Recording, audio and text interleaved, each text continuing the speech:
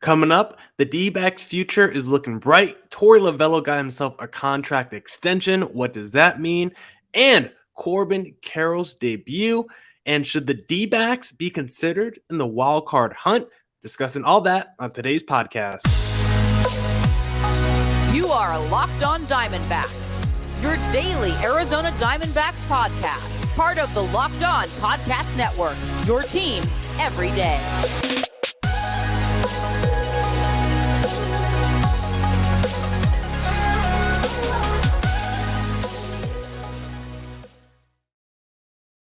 Welcome into the Locked On Diamondbacks podcast, part of the Locked On Podcast Network. Your team every day. You're listening to who? Always charismatic host of this podcast, Millard Thomas. I'm a multimedia journalist and I'm a graphic designer. So please go check out my website, millardthomas24.myportfolio.com. On there you can see all my latest work, from my packages to my articles to my photos and my graphic design. If you want to see more content by me, just follow me on Twitter at CreatorThomas24 for my personal account, or just look up Locked On Diamondbacks on both Twitter and Instagram for the podcast handle. And of course, thank you for making Locked On Diamondbacks your first listen every day. I would not be able to do this podcast without you, my loyal listeners, sharing, subscribing, reviewing, doing all that so I could do this podcast for you. Thank you. It's free and available on all platforms, so please continue to tell your friends. Today's podcast, I want to talk a whole bunch about different D-backs news and stuff like that. And of course, I first want to start here because at the time you guys are listening to this podcast, it's going to be Wednesday morning. I'm recording this before the D-backs Tuesday game, but I want to talk about the D-backs first game of the series against the Philadelphia Phillies because I went to Corbin Carroll's debut. And guess what, guys? I'm going to the Tuesday game as well. So that's why I'm recording this pod earlier in the day, because I would record this after Tuesday's game, at least the first part of the podcast, but I want to go to the game. I want to enjoy it. I'm not trying to stay up late. So we're going to record this right now, and I want to talk about that first game of the series because, of course, we saw the debut of Corbin Carroll, the number 3 prospect in all baseball according to MLB.com, one of the best prospects in baseball, hands down. 5-tool player, power, speed, average, contact, defense, arm, whatever it is. Corbin Carroll's probably a plus in that metric. And watching him make his debut for the D-backs, I mean, being in that crowd, it was exhilarating. You could tell the crowd was super anxious and excited for Corbin Carroll's debut, as I'm sure Corbin Carroll was, because for us D-backs fans, like, we kind of need Corbin Carroll to work out. For the D-backs to ever get out of the mud and get back into the postseason race, it seems like they're not going to be able to do it through free agency and trades because those two avenues haven't really worked out for the D-backs. The strongest D-backs avenue that they have right now is internal player development, and they've done a pretty decent job at doing that, at least from a position player standpoint. I think they've done a solid job of doing that, from the Ketel Martes to the Josh Rojas's. I mean, Dalton Varsho has been a pretty good major leaguer as well. So I think from a player development standpoint, the D-backs have done a pretty good job in that area. And Corbin Carroll is another case study for how good the D-backs are at developing their players, because this guy is expected to be a franchise superstar, multi-time all-star player, right? But if he doesn't live up to that ceiling, then it's only going to push the D-backs' chances of moving to the postseason just further down the line. It's only going to reset this organization. And if Corbin Carroll doesn't work out, guess what? Then guys like Mike Hazen and Torey Lovullo, they might not be coming back. Their future with the team will probably be cut short because you need guys like Corbin Carroll. You need your top prospects to, you put so many eggs in a prospect basket. You usually use prospects to sell hope to your fans. That's what prospects are. They're hope for fans, for front offices. They're assets for either trade pieces or, like I just said, hope for fans. It keeps the fans off your back a little bit longer if you're a front office, because you say, guess what?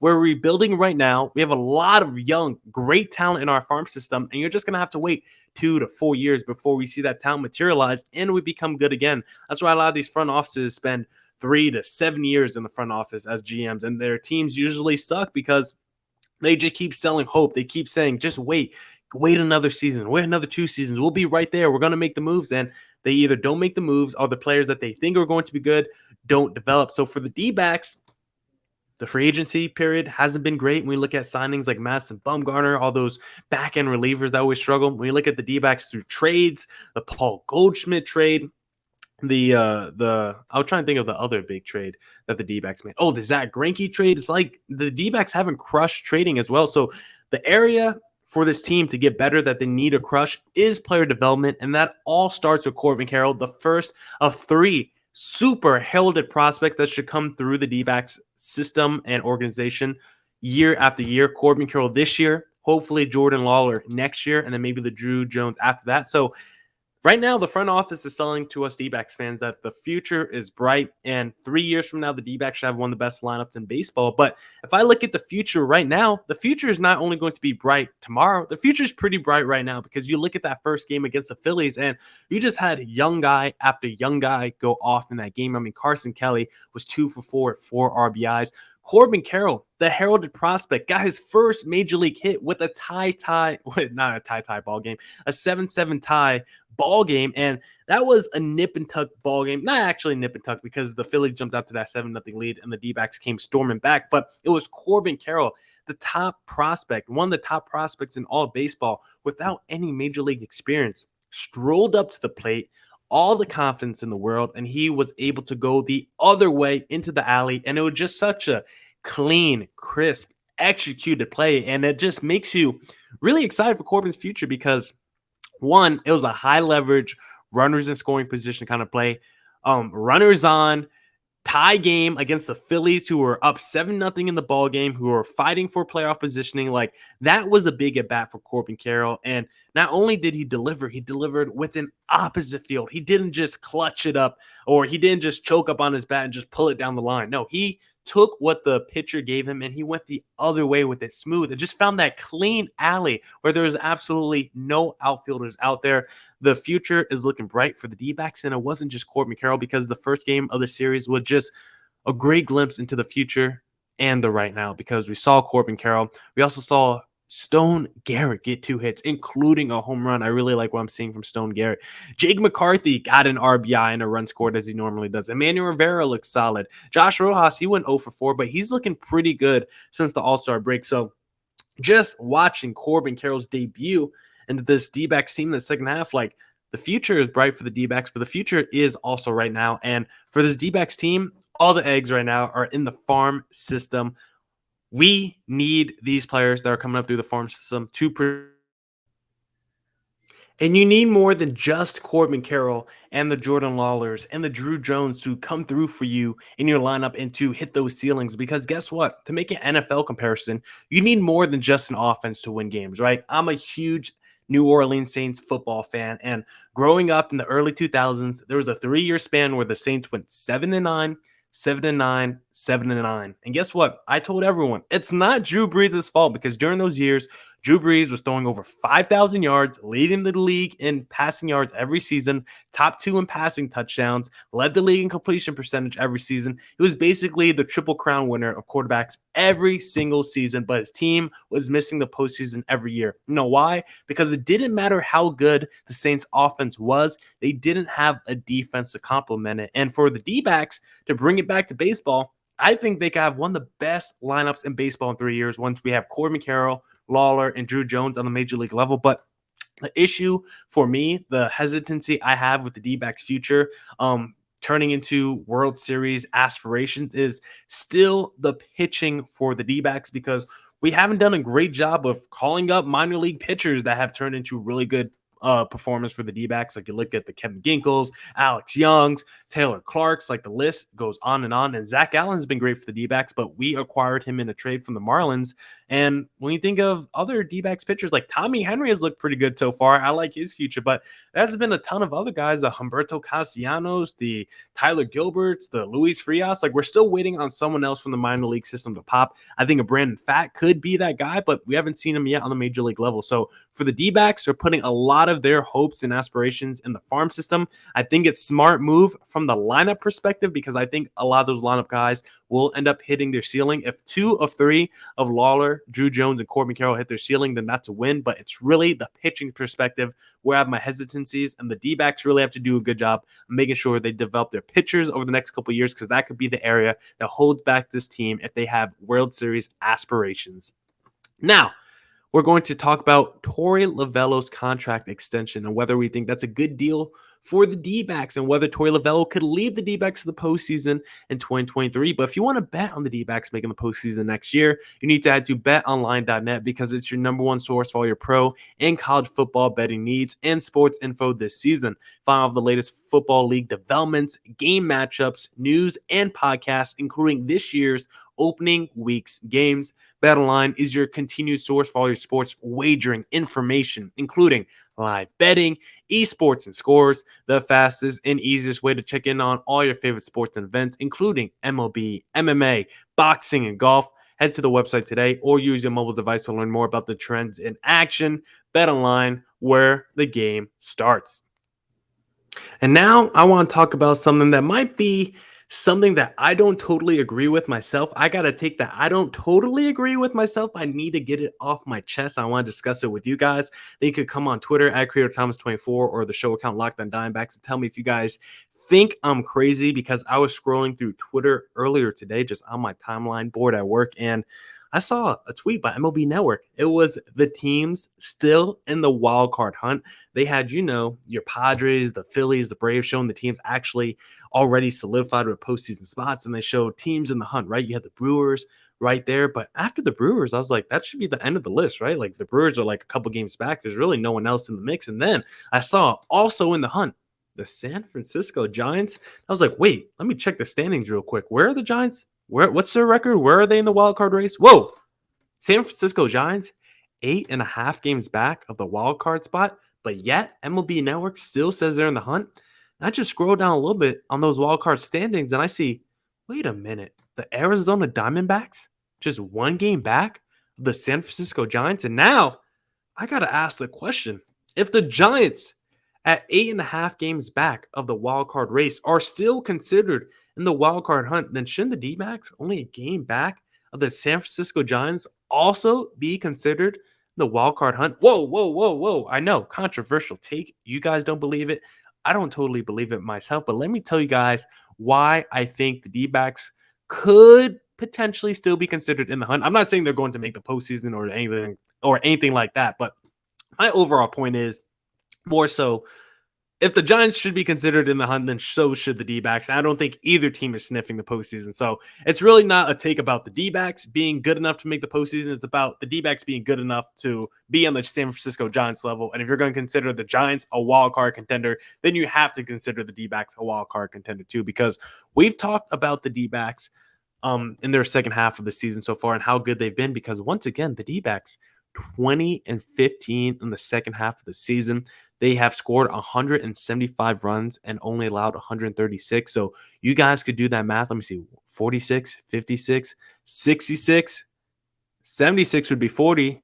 So take one away for 175. So they have a plus 39 run differential in the second half. And it's been a huge, a big critical piece as to why their record has been so good in the second half. One is because of their pitching. I mean, you look at their starting pitchers. If you take Madison Bumgarner out this rotation in the second half, like I actually haven't done the math, but I feel like in my head, the D-backs have like a 3.2 ERA in the second half among their starting pitchers without Madison Bumgarner. Like it might be like a 2.2, honestly, if you think about it, because Zach Gallen hasn't given up a run in like 5 straight starts. Merrill Kelly's going 7 innings and 2 to 3 earned runs basically every start he has. Tommy Henry's like a 1 to 2 earned run guy. Even Zach Davies is like a 2 to 3 earned run guy as well. So when I think about this rotation in the second half, like outside of Madison Bumgarner, it has been absolutely electric in the second half. The starters have been absolutely insane, and you don't even get the full story. But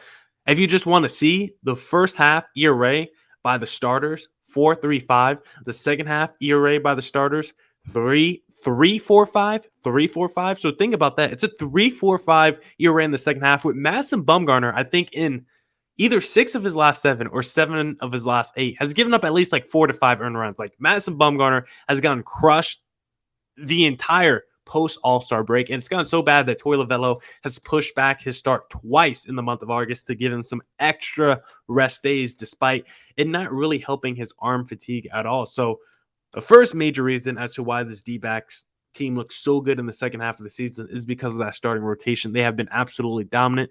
The bullpen has been a little bit better as well, but I wouldn't consider them a major piece as to why the D-backs are so good in the second half. And then the second reason I would say is just there's just been so many extra players stepping up in the second half. Like a Christian Walker has been absolutely phenomenal in the second half of the season. Guys like Josh Rojas have been really good. Jake McCarthy's batting like 350 with like 1,100 OPS in the second half of the season. And overall, the numbers from the offense in the second half are up. 223 average to 246 average, so up like 20 points. OPS went from 685 to 719. So overall, the numbers are better from the D-backs from a per game standpoint. And I think when I watch the offense, we're just getting those sequencing of hits more. We're building innings. We're putting crooked numbers on the board because before, more in the first half, it would be like, all right, if we could get one or two guys on the bases, there will probably be someone coming up that could hit a home run like Christian Walker or someone like that. The D-backs offense in the first half felt a little bit more home run dependent because they were smacking a lot of home runs, and it felt like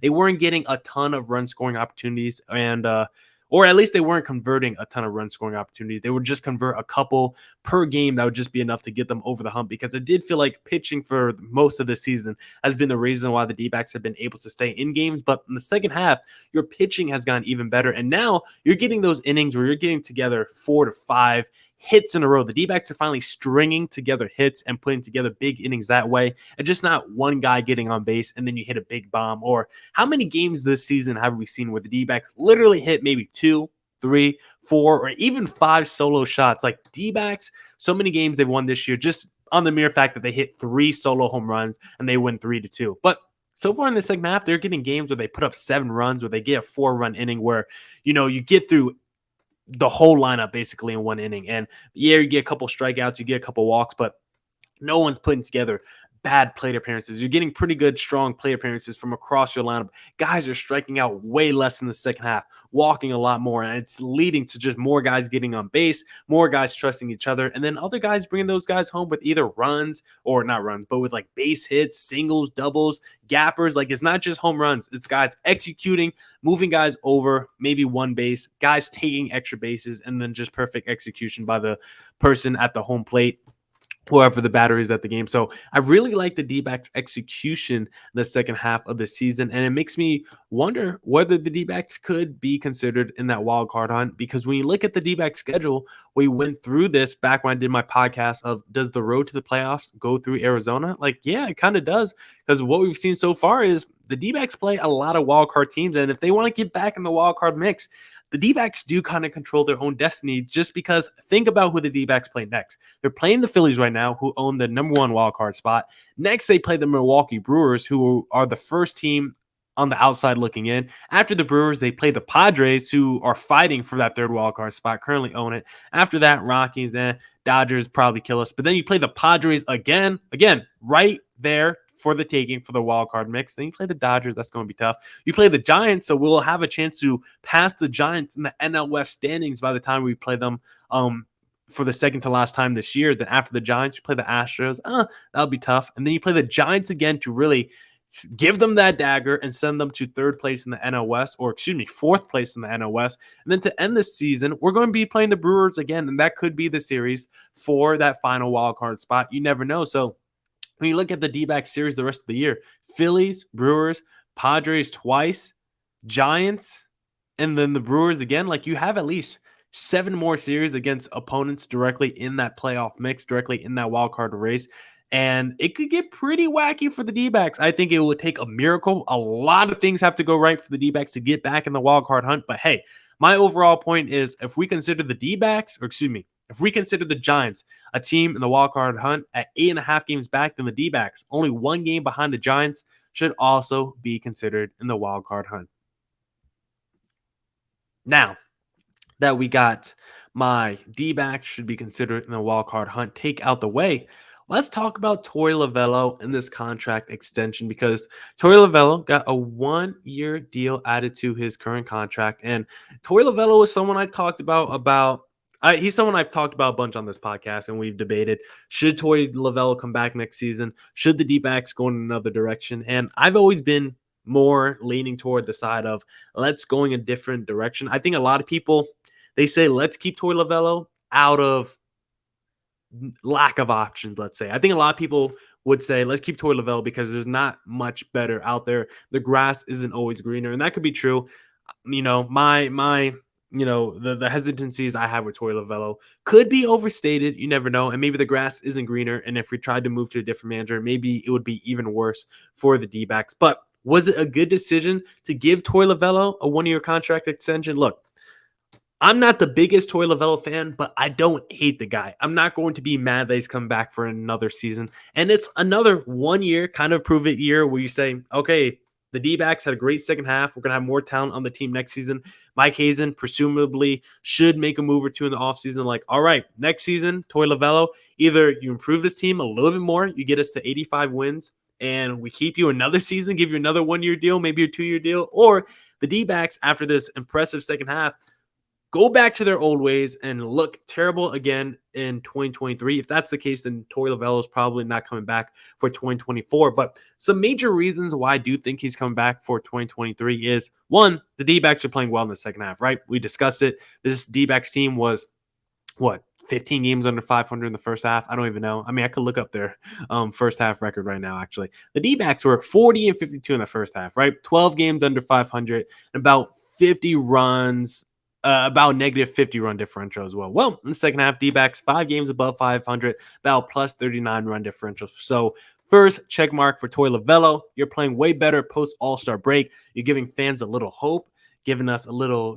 making us look ahead to 2023 and say, ooh, look at our lineup right now. Is that lineup good enough to maybe make a postseason next year? So Torey Lovullo is right now playing mind games with the fans and having us think, hey, maybe this D-backs team isn't as bad as what we thought in the first half, and what we see right now is the real product, and all we had to do was just play our young guys who are better players anyway than the veterans. So now that we have our young guys on the roster, give them another season next year for us to make the postseason, and all will be good. So Torey Lovullo playing the mind games with the fans right now.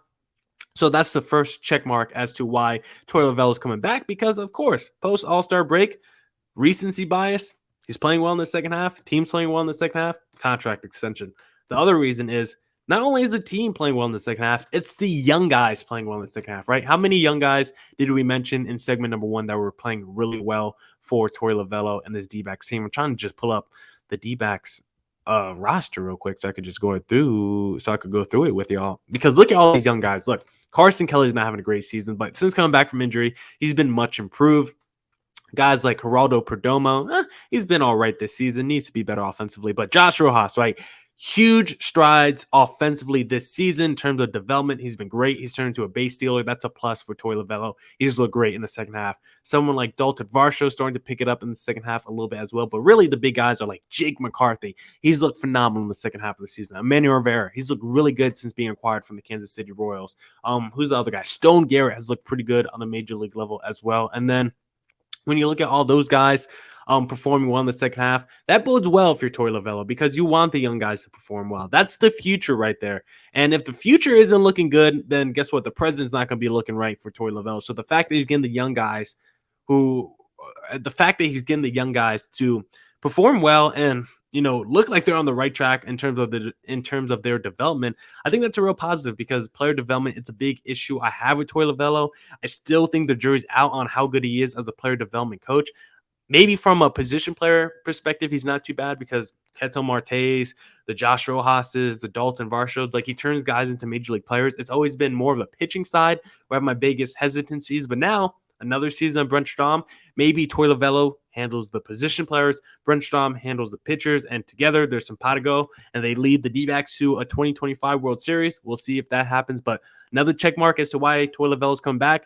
The young guys, at least the position players, are playing well under Torey Lovullo in the second half of the season. I think another reason why he's coming back is not all the blame as to the struggles of the D-backs this season. It's Torey Lovullo's fault. Like, you look at the bullpen, like, I hate the way he manages his bullpen sometimes, because I'm like, why are you putting that guy out there? Then I always have to remind myself, like, if Torey Lovullo didn't put, whoever out there, Mark Melancon, like, say, who else would Torey Lovullo have put out there? Like, it's not like the D-backs have a lot of options. It's not Mark Melancon. There's going to be Ian Kennedy, or there's going to be some other frustrating type pitcher, Caleb Smith of some sorts. Like, there's not a lot of options for Torey Lovullo in that bullpen. So whenever I see Torey Lovullo managing the bullpen, I'm like, oh my God, you're putting this guy in the game right now. You know he's going to give up an earned run. I feel that with so many of our pitchers, but I'm like, who else is Torey Lovullo going to put in there? Because you can't put Joe Mansply out there for the 8th straight day or Kyle Nelson. We only have like 2 or 3 good relievers that we can trust, and a lot of those guys get overworked. So I think another reason why Torey Lovullo is coming back is because you can't put all the blame on him. And the D-backs right now, with the current pace they on, they should finish this season with a better projected record than I think they had coming into the year. Plus, they might have a 20-win swing based off their record from last season. All that bodes well for Torey Lovullo. He's come back for another season, so I don't mind Torey Lovullo coming back for 2023. But like I talked about in segment number 2, what I need to see from Torey Lovullo and this D-backs organization as a whole is the development of their pitchers. I need to see a greater emphasis and focus on that because that's been the biggest area of struggle they have. I don't like the way Torey Lovullo's developed his pitchers so far. When you think of the Robbie Rays, the Taylor Clarks, like I mentioned, Alex Young's, Kevin Ginkles, like there's been so many pitchers, even guys like Taylor Widener, who I liked when he first came on the scene, what's happened to him. So Torey Lovullo and the rest of this organization needs to get the pitching together. We have Brent Strom, so I am confident in him, but if this pitching doesn't ever hit their ceiling from all these minor league pitchers and whoever or whatever old washed up veterans that Mike Hazen continues to sign, the pitching is always going to be the area that gives me the biggest hesitancy, and I hope the D-backs are able to correct it. Now that's it for this edition of the Locked On Diamondbacks podcast. Come back tomorrow for more news, coverage, and insight. Should have Lindsey Crosby, not on tomorrow's pod, but on the pod after that to talk about Corbin Carroll, the D-backs prospects, and all that. So be on the lookout for that. Come back tomorrow for more Diamondbacks news, coverage, and insight. Thank you for making Locked On Diamondbacks your first listen of the day. Sometimes I speak too fast. Make your second listen of the day Locked On MLB with your pal and my pal, Sully Baseball. He's a walking baseball encyclopedia. And as always, stay safe, stay healthy. Deuces. Where's my outro?